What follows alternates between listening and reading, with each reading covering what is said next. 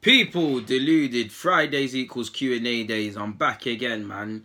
Yeah, I sounded a bit too loud with that. I'm a bit too excited to do the Q&A for you lot. But why wouldn't I? Without you lot, I can't ask these questions. I'm never going to be a sickhead and make up my own questions and things like that.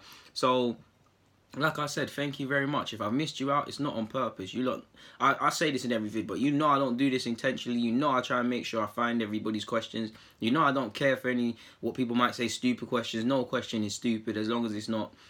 There's a difference between what you might think is stupid and just immature questions. You don't know what I'm talking about. I'm never going to answer them things, but thank you very much, man. Just going to put two chunks of mango in my mouth and then we'll get on going. Allow me, people, man. Mango good. Ooh. Yeah, cracking on now. Ooh, you know when something tastes so good and you can't talk, you're just like, But like, cracking on. Good questions. I don't know where to start, admittedly. Let's start with the bottom. Lucas Torreira, big up yourself, man. Always supporting. He's asked, what's your thoughts on Upamecano? I'm sure at this point, like you lot know, I think he's a very good centre-half. He's a bad boy defender. They're going to make a healthy profit when they decide to let him go. And I don't know what's in the water with France, because their centre-halves, good centre-halves, high-quality, potential-wise centre-halves, are appearing out of nowhere in France and several other positions as well. So yeah, man, that's probably the shortest question I'll ever answer. He's sick. Come on, man, he's sick.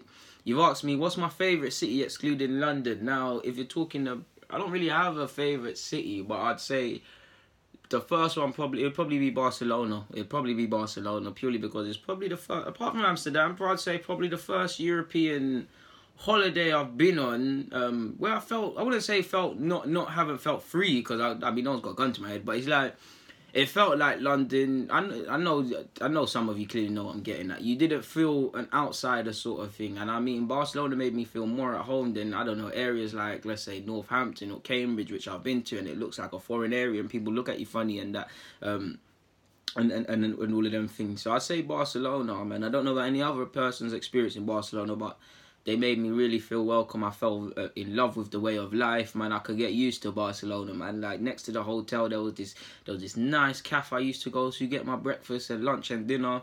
I used to like the breakfast menu, because the breakfast, they had good breakfast, good little Spanish meals and things like that, and tapas and them things. But what I used to like the most, it sounds silly, but an espresso, man. Do you know how good the best espresso I ever had was in that cafe? I don't know what they used to do, but it had the right level of caffeine in it and sweetness, man. It was the best, man. So I'd say Barcelona. Would love to live there one day, but you never know.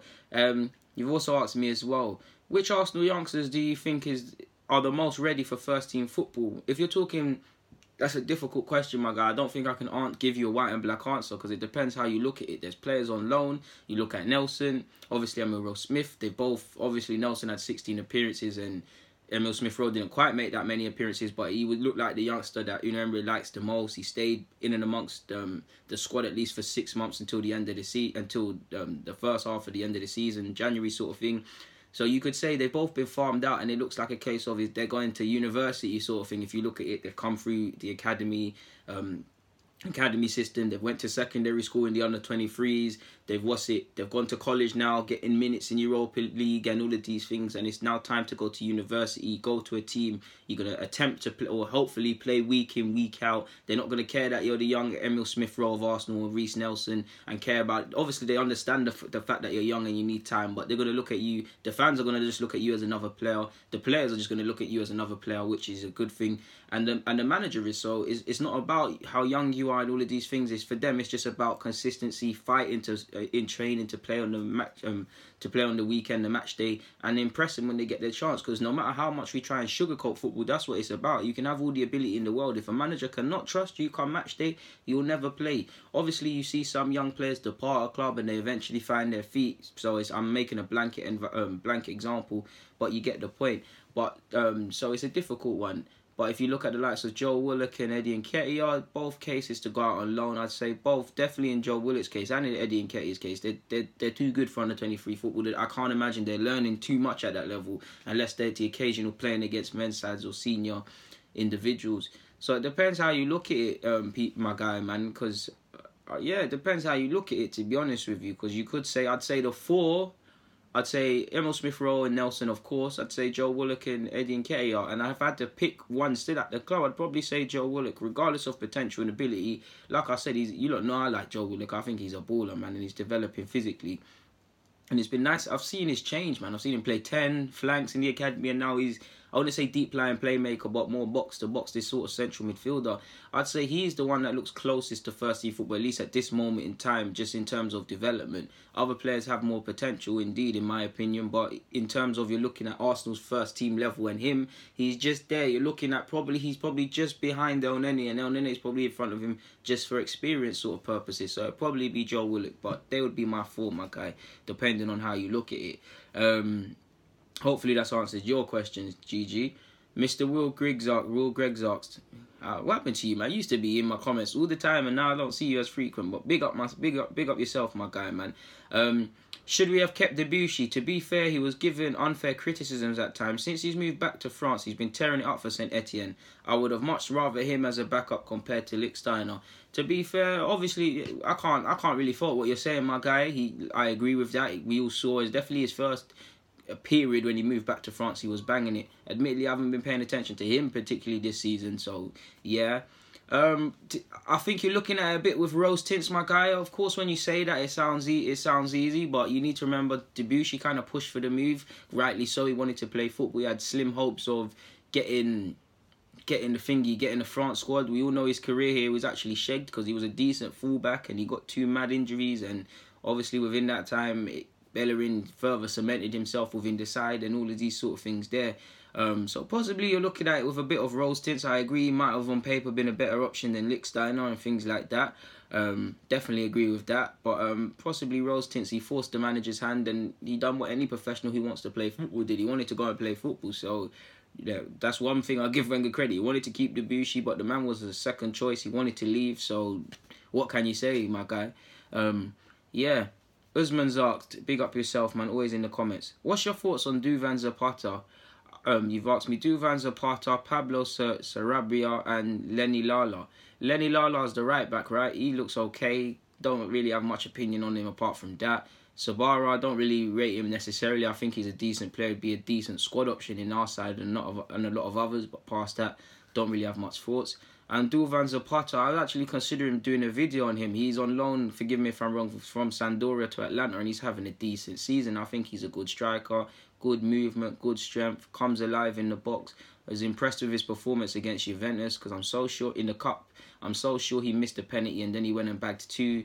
I think he's a baller. I really think he's a baller, man. I like him, and I don't know what Sampdoria have planned for him or how long he's actually been about on the scene, but he looks like, you look at him, you look at Luka Jovic of Frankfurt or Benfica on loan at Frankfurt, they're the 2, I wouldn't say under the radar strikers, but they're the 2 under the radar strikers which have kind of caught my eyes, sort of thing. There's one at, is it Mainz? One, I forgot what African nation he's from, but there's one left-footed guy in the Bundesliga. It might be Mainz, it might be Frankfurt. No, it ain't Frankfurt. It might be Mainz or one of them teams with a similar kit. He's mad quick. And who did he play against? He ripped Abdou Diallo, the centre-half that I like of Dortmund. I was watching the game. They were caught in a high line and he got ripped. Can't remember. Who was it, man? Him and Akanji got caught. Can't remember it, my guy. But whichever one of Dortmund's defeats is been up there or draws is there. So I like them, man. If you're asking me would I like to sign them in the summer, Lala on the basis of we need a right back, I suppose would be to make the most logical sense. Don't really rate Pablo Sabara as well, so I'm not really fussed about that. Zapata's a forward. We've obviously got Aubameyang and Lacazette. I do believe we need something else off the bench, but we more so need a winger. An additional attacker should be a winger, not another striker, before we consider that, in my opinion, my guy. Thank you for your questions, though. Michael Smith asks, my guy, this guy's another consistent one, man. What do you think of Alan Shearer as a pundit, not as an ex-player? As a pundit, of course he has some wild shouts, as do a lot of people, myself included, have. But out of all of them, I like him, man. I like Alan Shearer. I mean, I once rattled him on Twitter and he didn't reply so nicely. But I'd love to meet him and possibly share a sofa with him one day. Like Shearer, I mean, yeah, man, he knows his football, man, and whether you agree with him or not, he's not one of you see some of these pundits, it's like they're saying certain things to get a reaction, to become the talking point. Shearer says what he feels, and I actually like the banter him when it's him, Gary Lineker and Ian Wright, all the strikers and stuff. The little digs they throw at each other about, did you play in the World Cup? Did you ever get top goal scorer? Have you won champs? Have you done this? Are you in Prem? You see these little things. I enjoy the little banter them lot have between each other. So big up Alan Shearer. Jesus has asked, how old is deluded Gooner? Don't let the baby face fool you. 23 years young, man. Squad. Look how lovely I am. Sexy and that caramel darling. But cracking on. Insert names asked, is Osei Tutu ready to be a backup? I haven't watched him extensively, so I don't know. I like Osei Tutu. I don't necessarily have a mad expectations of him, things like that. You lot know I love Vontae Daly-Campbell the most. He's probably ahead of Osei Tutu's probably ahead of him in Unai thoughts, because if you look at pre-season, Vontae wasn't about with the first team. Osei was. He's had some injuries. He's been unlucky in that regards, and maybe if he was fit and stuff like that, he might have got more of a look in. Not too sure. I'm not too sure, my guy. I think he's ready, but we'll never know until he's given a chance. I mean, personally, I don't think he can do much worse than Lichtsteiner. The one thing he's probably got going against him, and since he's actually come back to full fitness, he's put in impressive performances for the under-23s. And he played all right in the 45 minutes. We got the lads played before the game got called off against West Ham. The one thing he's got going against him is experience. Lichtsteiner's clearly falling off, but he's got experience. Jenkinson, if we're honest, doesn't have a future at this club, but he's got experience and both in age and in games played over Osei Tutu, even though Osei Tutu's better. It seems like Unai Emery favours the more experienced individuals, and when you look at this season, we're trying to get in the top 4, Europa League in their balance. We obviously lost to City. We have to win next week, Huddersfield in 2 days time at this moment in time.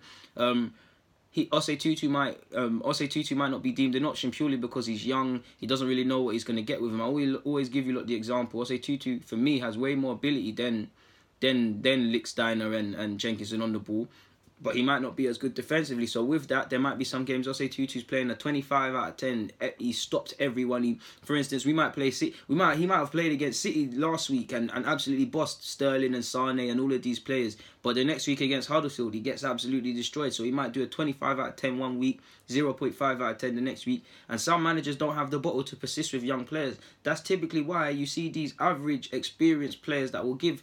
They won't do anything amazing, but they'll give a 5 out of 10 consistently, or the manager can deem that. So it comes into trust. A big part of football is about trust. It takes forever to get, and it's lost in a second like that. So that's probably what he's got going against him. But I'd give Osei Tutu a chance. What have we got to lose, to be honest with you? You don't know how good a man is until you give him a chance. And yeah, man, if he's not good enough, he's not good enough. But you don't know until you give a man a chance, man. And if I was him, the next 2 seasons in particular are one of particular interest, including this one, because it's time to make progress into the first team. And you lot know I'm big on young players progressing in the academy into the first team. And especially as an Arsenal fan, how many defensive prospects do we see? So I would love to see Osei Tutu, man. I don't have high expectations of him, but I think he's a competent fullback, and I've liked what I've seen from him since he's come from Reading. He's got more attacking ability than I firstly gave him credit for. So yeah, apologies, boy, people. That almost messed up the screen. But what was I going to say now? Next question. Swervo Els asked, do you think a pairing of Lucas Torreira and Bielik would work? At first I was going to say no, my guy, but then I started thinking, it might, you know. It might.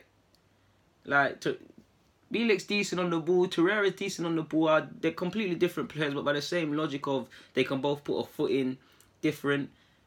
I'd probably be looking to make that a 3, my guy. But yeah, man, similar to what I said with Chambers. If I was Unai Emery and I'm looking at players that can be multifunctional and squad players, and from the players' point of view, they might not want to do it because they might not play games. But if I was looking at building my squad for next year, and with all the people to leave, Bielik can play in central mid and centre defence. If I play 3 at the back, that makes him an attractive proposition. You could also bring him off the bench.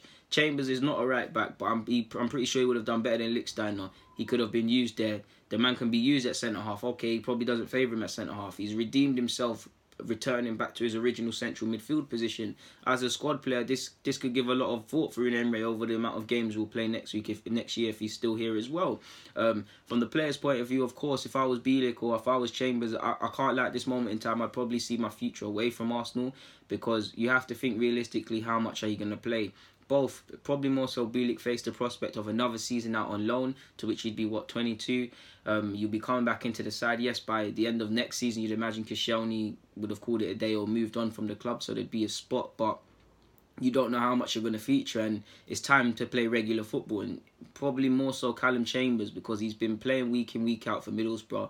Fulham's been a bit of up and down, but recently he's probably one of the first names on the team sheet. So to go from that, playing every week, he's 23, 24 now, to possibly playing the occasional Europa League, Carling, off the bench, or only play if there's injuries at Arsenal, it doesn't make sense, does it, my guy? So there's difficult decisions to be made, but to return to your question, yeah, man, I'd be open to it. O'Malley's asked, what about Jonathan Tah? Love your videos. You're a true football fan. Big up yourself, O'Malley. Thank you very much for the praise.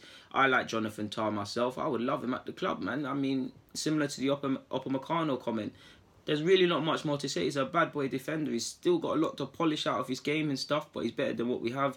And he'd be an investment, because let's be honest, if we get these sort of players and they develop to the level we think they can, then the Madrids and Barca's are going to come calling, to which we can get top dollar, which Arsenal don't know what top dollar is, especially for their best players. But moving on, thank you for your question, O'Malley. Good name as well, man. I see you with the McMill and the McMill Philadelphia thing there. But Gio the Best has asked, what is our best formation at the moment due to form and injuries, and our best lineup? Well, for me, I'd say the diamond, and really and truly, I don't know, my guy, because I'd say Leno in goal off the top of my head. Due to the injuries and things like this at this moment in time, Jenkinson at right back, Kohler at left back. If Socrates is fit, he comes in, and shout out to Mavropanos, you could slot him in as well. But I'm going to go with the first thought, which was Monreal at centre-half with Koscielny. That's 5 at the back, 4 including the keeper plus 1, 5. We've now got to go, 3 in midfield, which has got to be, for me anyways. I know Xhaka brings stuff to the team and stuff, and I think Xhaka, when Xhaka plays terrible, he deserves it, but I feel like times people scapegoat him. But I'm going to go with Guendouzi, Aaron Ramsey, and Lucas Torreira in the 10 sort of position. Denis Suarez, and then up front, I think come on now, Aubameyang and Lacazette. Hopefully I haven't named it 12 players there. If I have, remove Ramsey, but I always get mixed up when it's the diamond formation, like seeing it in my head, people. But I think that's 11. That would be my team. Like I said, Mavropanos and Ramsey's question marks, but they will be the sort of man, the man that I named there, they're the man that would be featuring for me if I was Unai Emery, or the people I'm looking at to bring through this season, really and truly, will feature a major part in the starting lineup. Shout out to Maitland-Niles as well. But big up yourself. You haven't also asked. This is Mo. Big up yourself, Mo. DG, do you think a midfield of Guendouzi and Rabiot would work? I think they're similar types of players. They are very similar, but I think it would work. It'd be typical Arsenal midfield. Like, to be honest with you, just highly possession, 2 very cultured midfielders. Rabiot's a bit more switched on defensively. You'd probably, again, similar to one of these questions, I only see a 3 with that. It would be a good pivot, great pivot. One's left-footed, one's right-footed. They play similar. Will dominate possession in teams. Might not be the most expansive or the most rigid, so you're looking at Torreira to make that a 3 and kind of be... I would want Torreira to contribute defensively as well with them, because it'd be a good midfield in that regards, but Torreira to sweep up. So yeah, man, I don't feel necessarily being a similar midfield is a bad thing, my guy, but fair enough. Hopefully I've answered your question to the best of my abilities, my guy. Finally, Truth asks me, do you think the reason the media has such a love fest with Spurs is because of the amount of English players such as Dele Alli, Dyer, Trippier and Kane? They seem to be pampered by the English journalism. You could say that. I won't lie. I do think Liverpool and Spurs get a lot of positive treatment to a degree. Not the Sun, but they get a lot of treatment. So you could say that. I'm not going to sit here and make conspiracies. But again, I guess you could say that. But I'm sure Spurs and Liverpool fans and Chelsea fans and whatever would say Arsenal get the most media protection or whatever, even though we know that's a lie. So every club would say a different thing. But that's a good question, man. And it's one that I can't really answer, really. That's probably the best question I've seen. That's giving me something to think about. People, deluded, man. Thank you very much for participating in another Q&A and making this possible. I hope to see you all next week. I can't do it without questions. So please, same energy, same intensity, people. Please get in the comments with more questions. It doesn't matter what question. It doesn't matter if you think your question is stupid. No question is too complex or too stupid. I'll answer it. Thank you very much, people. Hit the like button. Hit the subscribe. Like I said, get in the comments. Share up the vid. People, deluded. Enjoy your Friday. I'm out.